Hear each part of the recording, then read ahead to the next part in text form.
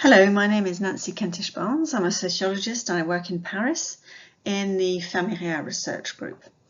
For this Patient Safety Day, my short presentation will focus on patient safety from the family's perspective. I have used this article published in 2020 as the basis of this presentation.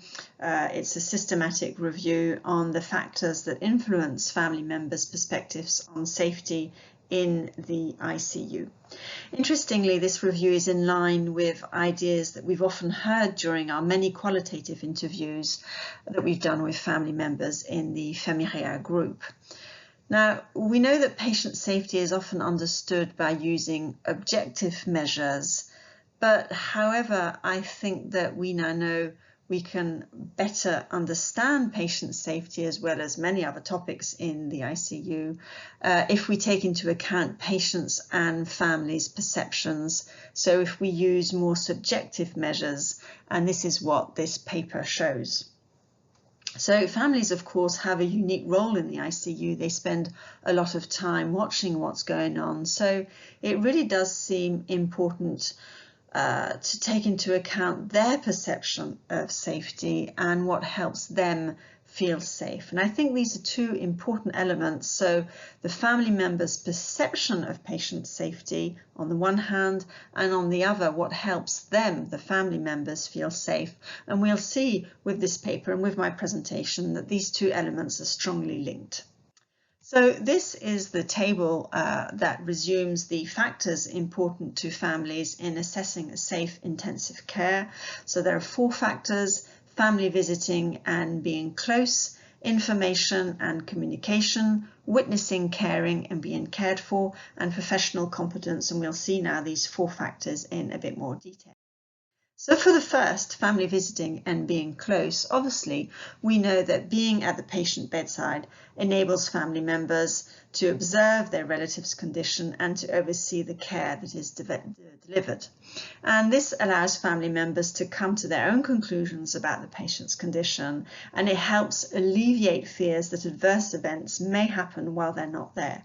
So this is why it's so important to open the ICU doors to let the families in and to let them see how you care for the patient. In this study published by Fisher in 2016, nearly half of family members identified at least one preventable breakdown in care while they were in the ICU that included delayed or inadequate treatment, inadequate nursing care, and rude or uncaring providers. So this just shows how important it is to understand what family members perceive as problematic if we want to improve safety in the ICU. I'd like to use also this paper published a while ago now in 2008, but it's a particularly interesting paper published by Jennifer McAdam and colleagues that describe the family's roles in the ICU, such as active presence, protector, facilitator, historian, etc.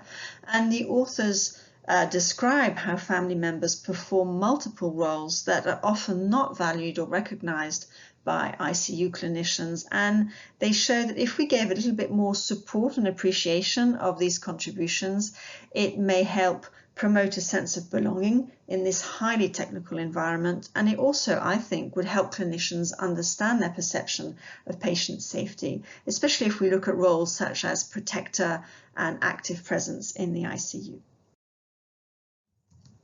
The second factor is information and communication. Now we know that clear and honest information reduces stress and gives a sense of control, so it helps family members feel safe, and this is so important. And we also know that if there's perception that information is being withheld, then families become suspicious and mistrustful of staff and also fearful about patient safety. So this is why interactions and communication that include both verbal and non-verbal communication is so important, and this is true for communication with and around the patient as families are there and observe what is going on, and with and around the family. The third factor is witnessing caring and also being cared for.